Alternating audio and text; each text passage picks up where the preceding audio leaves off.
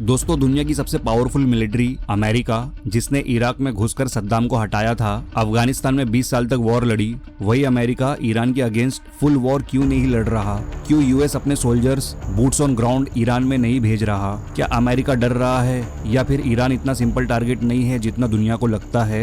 सच क्या है, आज हम इसी पावर गेम को डिटेल में समझेंगे। ईरान वर्सेस अमेरिका का कॉन्फ्लिक्ट आज का नहीं है, इसकी रूट्स 1979 की ईरानियन रिवॉल्यूशन तक जाती है। उससे पहले ईरान में शाह का रूल था जो अमेरिका का क्लोज अलाई था, लेकिन जब इस्लामिक रिवॉल्यूशन आई तो एक एंटी अमेरिका गवर्नमेंट पावर में आ गई। तब से लेकर आज तक दोनों कंट्रीज डायरेक्ट वॉर से बच रहे हैं, लेकिन शैडो वॉर चल रहा है। Sanctions, proxy wars, cyber attacks, covert operations, सब कुछ हो रहा है, लेकिन एक चीज नहीं हो रही, डायरेक्ट इन्वेजन। अब सिंपल सवाल, अगर अमेरिका चाहे तो ईरान की गवर्नमेंट को हटा क्यों नहीं देता? आंसर सिंपल नहीं है, क्योंकि ईरान इराक या अफगानिस्तान जैसा इजी बैटलफील्ड नहीं है। ईरान एक अलग लेवल का चैलेंज है, ईरान को जीतना इतना आसान नहीं है। सबसे पहला फैक्टर ज्योग्राफी। ईरान का टेराइन एक नाइटमेयर है, माउंटेन्स, डेजर्ट, नैरो पासेस। आपको अफगानिस्तान याद है, यूएस ने 20 साल लगाए फिर भी तालिबान वापस आ गया। ईरान उससे भी बड़ा और ज्यादा कॉम्प्लेक्स है। ईरान का साइज इराक से लगभग 3 गुना है, पॉपुलेशन 85 मिलियन से ज्यादा है,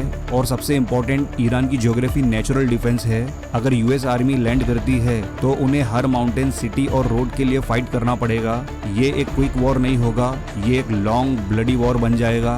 रीजन 2, ईरान की military strategy, asymmetric warfare. Iran America की तरह ट्रेडिशनल वॉर नहीं लड़ता, ईरान का स्टाइल अलग है, एसिमेट्रिक वॉरफेयर। इसका मतलब direct tank versus tank war नहीं, बल्कि gorilla tactics, missiles, drones, hit and run attacks. Iran ने अपनी स्ट्रेटेजी इसी तरह डिजाइन की है। उनके पास एडवांस बैलिस्टिक मिसाइल्स है जो मिडिल ईस्ट के यूएस बेसेस तक पहुंच सकते हैं। अगर यूएस इन्वेजन करता है तो ईरान सिर्फ अपनी जमीन पर फाइट नहीं करेगा, वो पूरे रीजन को बैटलफील्ड बना देगा। Reason 3, proxy network. ईरान अकेला नहीं है, ईरान का सबसे डेंजरस वेपन उसकी आर्मी नहीं, उसके प्रॉक्सीज है। हिजबुल्लाह लेबनान में, शिया मिलिशियाज इराक में, होतीज यमन में, हमास गाजा में, ये सब ईरान के इन्फ्लुएंस में है। अगर यूएस ईरान पर अटैक करता है तो वॉर सिर्फ ईरान तक लिमिटेड नहीं रहेगा। Israel, Saudi Arabia, US bases सब टारगेट बन सकते हैं, और अभी बन भी रहे हैं। मतलब एक फुल मिडिल ईस्ट वॉर हो जाएगा, और अमेरिका ये रिस्क लेना नहीं चाहता।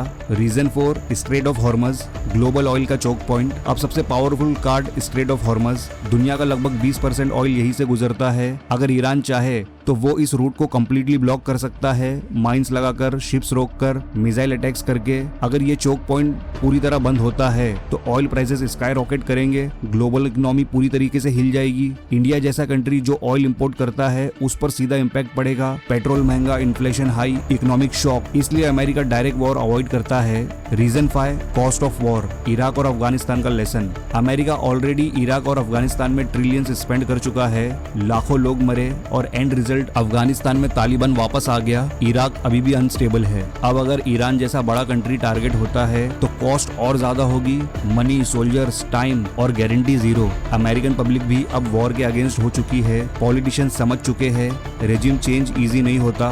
रीजन 6, ईरान की डिफेंसिव प्रिपरेशन। ईरान ने अपने आप को एक फोर्ट्रेस बना दिया है, underground bases, missile silos, hidden facilities. आपने सुना होगा ईरान के न्यूक्लियर साइट्स माउंटेन के अंदर है। इसका मतलब एयर स्ट्राइक से सब कुछ डिस्ट्रॉय करना पॉसिबल नहीं है। अगर यूएस अटैक्स करे तो ईरान सरवाइव कर जाएगा और फिर काउंटर अटैक करेगा। रीजन 7, चाइना और रशिया फैक्टर। ये गेम सिर्फ अमेरिका वर्सेस ईरान नहीं है, इसमें चाइना और रशिया इनडायरेक्टली इन्वॉल्व है। चाइना ईरान से ऑयल खरीदता है, रशिया ईरान के साथ मिलिट्री कोऑपरेशन करता है। अगर अमेरिका फुल इन्वेजन करता है तो ये कंट्रीज इनडायरेक्टली बिल्कुल फुल सपोर्ट देगी। मतलब कॉन्फ्लिक्ट और बढ़ सकता है, और अमेरिका एक और ग्लोबल वॉर रिस्क नहीं लेना चाहता। रीजन 8, अर्बन वॉरफेयर, शहर बन जाएंगे बैटलफील्ड। अब एक और डेंजरस लेयर समझो, अगर यूएस ईरान में घुसता है तो वॉर सिटीज के अंदर चला जाएगा। तेहरान, मशहद, इस्फहान जैसे बड़े शहर बैटलफील्ड बन सकते हैं। अर्बन वॉरफेयर सबसे टफ होता है, यहाँ टैंक्स कम काम करते हैं और हर बिल्डिंग एक बंकर बन जाती है।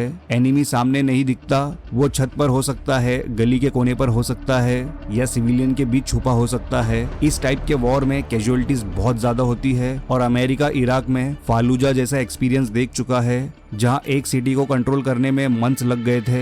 ईरान के मल्टीपल बड़े सिटीज है, मतलब वॉर लंबा और खतरनाक चल सकता है। रीजन 9, ईरान की naval strategy, small but deadly. लोग सोचते हैं यूएस नेवी सबसे पावरफुल है तो सी में इजीली जीत जाएगा, लेकिन ईरान ने यहाँ भी अपनी स्ट्रेटेजी स्मार्ट बनाई है। ईरान के पास बड़े एयरक्राफ्ट कैरियर्स नहीं है, लेकिन उनके पास हंड्रेड्स छोटी फास्ट बोट्स है जो मिसाइल्स और टॉर्पेडोज से लोडेड होती है। इसको कहते हैं स्वॉर्म टैक्टिक। एक साथ कई छोटी बोट्स अटैक करती है और बड़े वॉरशिप्स को ओवरवेलम करती है। साथ ही ईरान सी माइंस यूज करता है जो शिप्स को साइलेंटली डिस्ट्रॉय कर सकते हैं, और स्ट्रेट ऑफ हॉर्मस जैसा नैरो एरिया परफेक्ट है इस स्ट्रेटेजी के लिए। मतलब यूएस नेवी पावरफुल होने के बाद भी यहाँ रिस्क हाई है। रीजन 10, साइबर और टेक वॉर। आज के जमाने में वॉर सिर्फ गन से नहीं होता, डेटा से भी होता है। ईरान ने साइबर वॉरफेयर में काफी प्रोग्रेस की है। पावर ग्रिड्स हैक करना, ऑयल इंफ्रास्ट्रक्चर टारगेट करना, फाइनेंशियल सिस्टम्स डिस्टर्ब करना, ये सब ईरान के टूल किट का पार्ट है। अगर फुल वॉर होता है तो सिर्फ बैटलफील्ड पर नहीं, डिजिटल दुनिया में भी अटैक होगा। बैंक्स, एयरपोर्ट्स, कम्युनिकेशन सिस्टम्स सब टारगेट बन सकते हैं और इसका इम्पैक्ट ग्लोबल लेवल पर फील होगा। रीजन 11, रेजिम चेंज इतना सिंपल नहीं होता।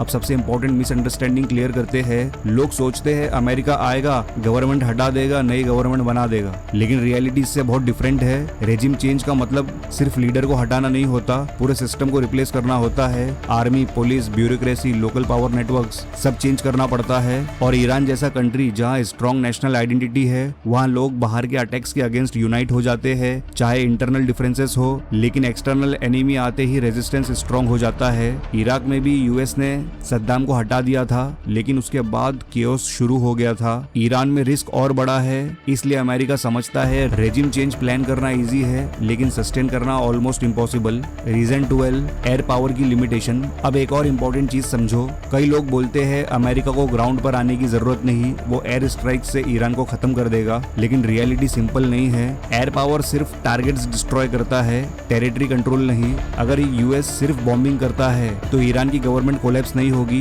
क्योंकि ईरान ने अपने एसेट्स डिस्पर्स किए हैं, हिडन बेसेस बना रखे हैं और मोबाइल मिसाइल लॉन्चर्स यूज करते हैं। मतलब आज स्ट्राइक करो, कल सिस्टम दूसरी जगह शिफ्ट हो जाता है, और जब तक ग्राउंड पर सोल्जर्स नहीं होते तब तक किसी कंट्री को कंट्रोल नहीं किया जा सकता। इसलिए एयर वॉर एक प्रेशर टूल है, फाइनल सॉल्यूशन नहीं। इसलिए अमेरिका ने अपनी स्ट्रेटेजी चेंज की है।